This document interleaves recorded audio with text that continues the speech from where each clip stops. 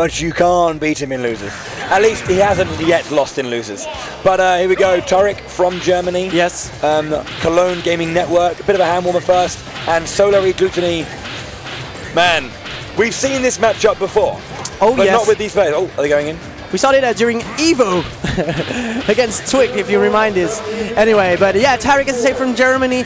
This guy, one of the, well, I might say youngest players in Europe. Very talented. He got 7th at Syndicate, 7th at Syndicate, 9th at Ultimate Fighting Arena. Now this dude is also currently ranked 15th on the current European leaderboard. So huge things going for him. I do like how this started off as what seemed like a button check, and now that it is going That's out. not a button check. Yeah, they're going in now. At first it seemed quite like they were mucking around. Definitely, right? Yeah. But okay, sure. If they're happy with it, go for it. We wanted to introduce the players, but you know, screw that. Yeah, just happening. But yeah, I mean, you're right, yeah. Oh! Double up air though, catching where it needs to be. Glutonny now 1 stock down. Low percent means Squirtle's coming out. That low percent combo master. Although again, the vulnerability he has as a light character does mean you have to be careful when using him. There's again down tilt, dash attack will be the one. Equalizing the stocks, no damage taken for Glutonny. No damage indeed, and that means that that's dead even for now. We're still on Pokemon Stadium 2, back to neutral. And something about those Pokemon trainers is how they play around Squirtle, because Squirtle is usually used to for the combo potential, and once you're at mid-percent, you switch to Ivysaur. So let's see how he does, because for now, he really wants to keep the Squirtle so that he can catch Glutonny in neutral at those very low percents. Aye.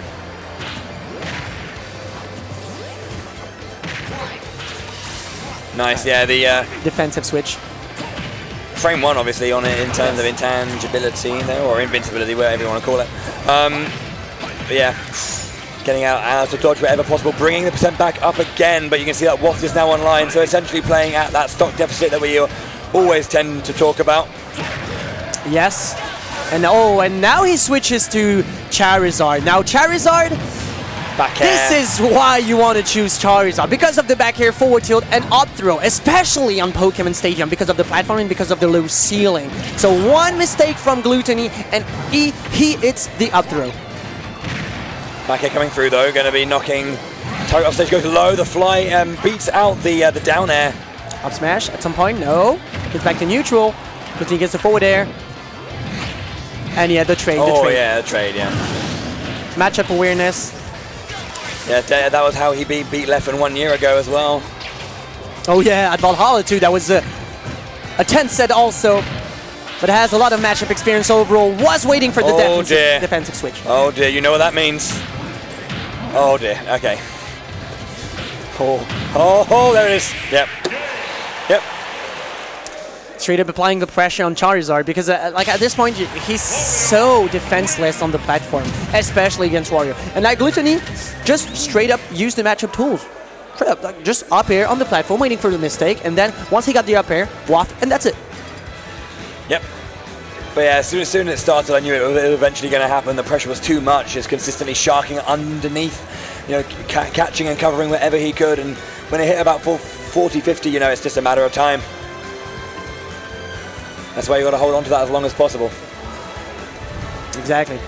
And yeah, Griffith, also a Pokemon trainer, was about to defeat Glutonny in France. So that means that, Glutonny has a lot of matchup experience. Yeah. And that also means that I believe a Pokemon trainer such as Leffen, such as Tarik, Griffith could totally win a set over Glutonny.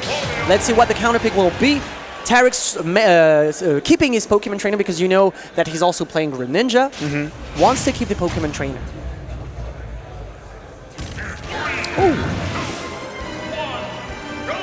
FD. I like FD. Once again, doing what seems like a button check, and whenever they're ready to go, they go in.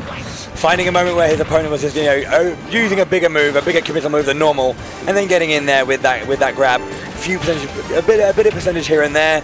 Starting to rack it up. Unanswered by now. Just held that grab for so long. So long, definitely. Oh, the Jaws. The grab box. Jaws is inhuman at this point. Yeah. Alright, switches to Ivysaur so that he can have the mid-percent combos. So yeah, he seems to use a lot of back airs because back airs is actually one of the key moves in the matchup to counter also the bike, like Wario's bike, because of the disjoint and the multi-hit properties. That's what you want to use. Yeah, this Razor Leaf doing a good job of just being able to find the right height to catch Wario off the bike when he's on it. Oh man, and catches with the Vine Whip in the air, takes out first stock as Glutonny was trying to fall back and land. Really strong punish from Tarik indeed. And now switches back to Squirtle, even though he's at 75%. Squirtle being such a light character. Sorry. Oh, and yes, that's wonderful roll in, read, and gets the up tilt into Waff, but it's not enough to actually take the stock, however. And then once again, the down air on the edge, that's going to be enough eventually. Never, that's the thing, never stop exerting the pressure. Keep on pushing. Every single time you have an opportunity, push and push and push. The edge guard needs to be continued in order for you to get those KOs. You can't just like, when you're exerting, you can't just like release. Keep the foot on the pedal.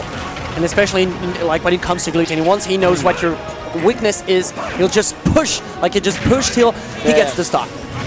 Absolutely, but we have again Charizard on stage. We've got that big F tilt, that big back air, the two KO options, that up goal, connects it sweetly. Glutonny walked in, went for the turnaround, and that was the moment. Right moment. Tarik with the good awareness. Up tilt, all right.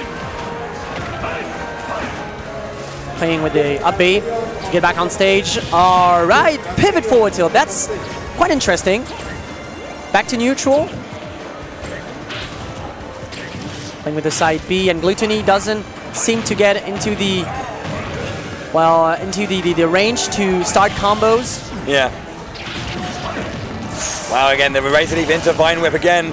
Looking very, very good right now for Tarik, having a strong stock lead, but you know, and the thing is, Wario did earlier use the waft, so it's not like it's not charged or it's not going to get there, but it is, you know, not at max already, so he can't bank on that immediately. But if he can extend that the time of this game, he'll slowly be building and he'll be ready to go. Oh, down air? No, he wants to go for the forward tilt. All right, but mixes it up with the coming grab. He will use it a lot. Down air, takes the stock. Glutonny loves to use the neutral B once he's conditioned you to actually use the shield, but up air! Immediately into the game, runs up air, and that just closes it out. I don't think Glutonny was expecting such aggression from Tarik from the Angel platform. Yes, definitely. And see, the lack of platforms actually helped Tarik a lot in this game. Yeah.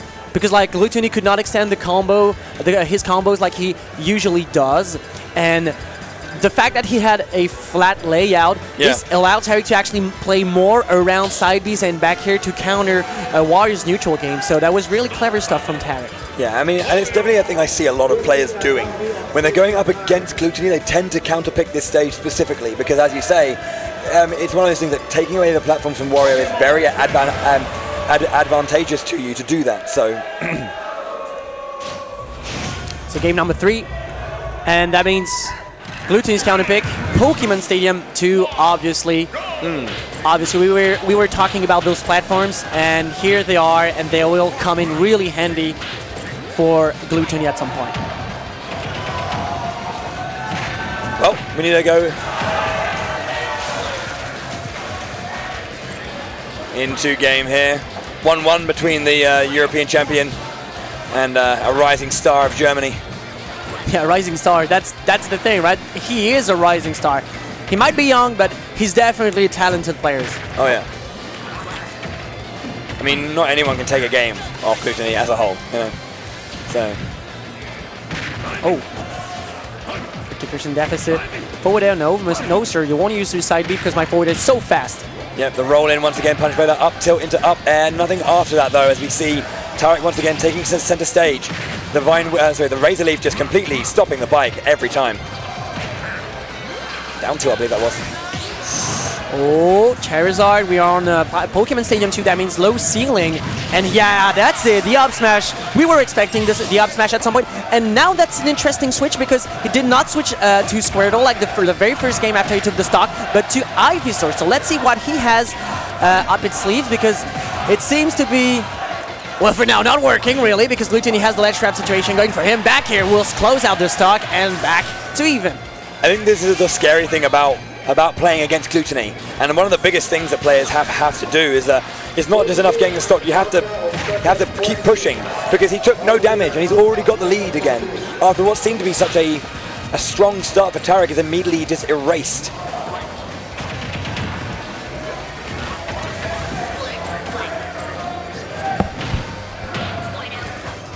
Wow, really, really smart up to waiting for the landing. And now the combo string will follow, and this leads to a juicy stock. Yep, and as we say, I mean, I don't think anyone would have survived that, but still, Squirtle's light. Squirtle's really light. Really, really. Back to neutral game, and now Glutonny knows that he can let Tarik approach simply because, well, Tarik is one stock behind, so he will have to approach. He will have to find the opening, and this could be the opening we were talking about.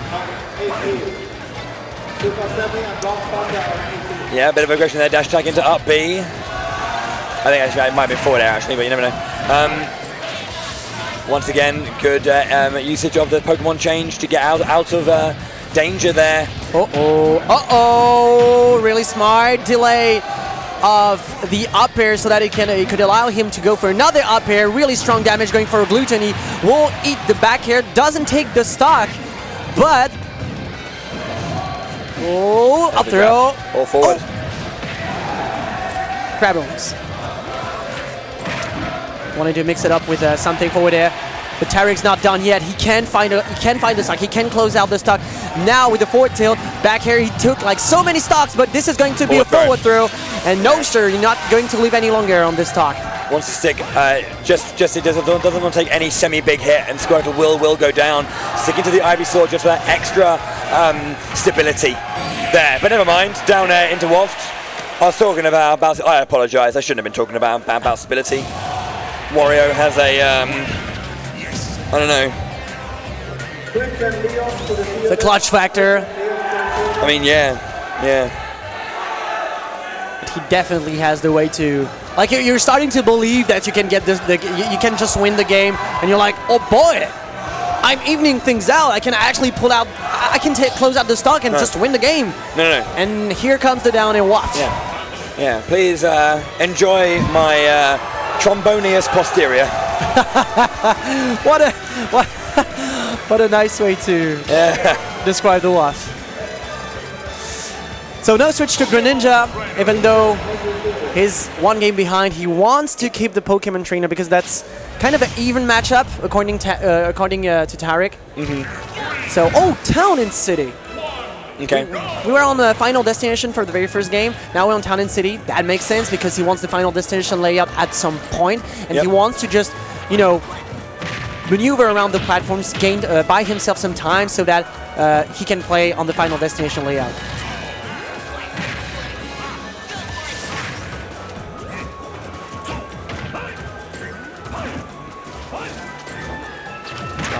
Yeah, you can just tell sometimes when Glutonny's playing, it's just so hard to find an in. But Tarik doing a little bit of work there with an up air, trying to connect and trade with a tilt. Forward tilt, but strong edge guard, getting out of that forward air, gonna be enough. Was expecting that. Stock lead with, wow, nothing huge on him right now. Sub 50, just going over the 50% now. And yeah, just so much damage, extra damage. Can't be taking that, as Tarik right now. His down air as a mix-up was so clever.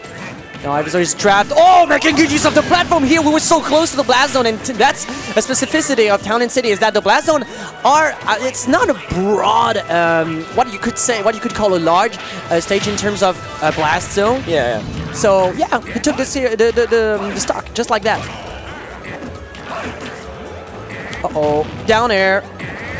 Yeah, I think he was trying a little bit too hard there, kept going for it, kept pressurizing, as you should, but eventually, the overextension just got the better of him. Tarik was being very stoic in how he wanted to, confirm his own reversal there, but still, strong stock lead with an early usage of Waft, so he's going to have another one on board before you know it. Oh yes, 69, nice! Ivysaur at the ledge. Oh, back here, there could be the start of something. No, 2 forward air. That's good, sir. And Glutonny is just waiting for the WAF to be on deck. And see, this is where Glutonny shines. Those clutch moments. The DI will not follow. Dash attack will close out the stock. And Glutonny takes the set 3-1. He moves on. Tarik goes to loser's side. Yeah, 3-1 strong stuff from him as well. Yeah, parry into dash attack to finish it off. That, sweet spot dash attack is very, very strong. But good stuff. He managed to get many of those confirmed with the WAFs. Make sure to always have that step ahead. Always make it harder and harder for your opponent. Force them to come in and use that to your advantage all the time. And I believe coming up next, I thought S1, I believe, was S1? approaching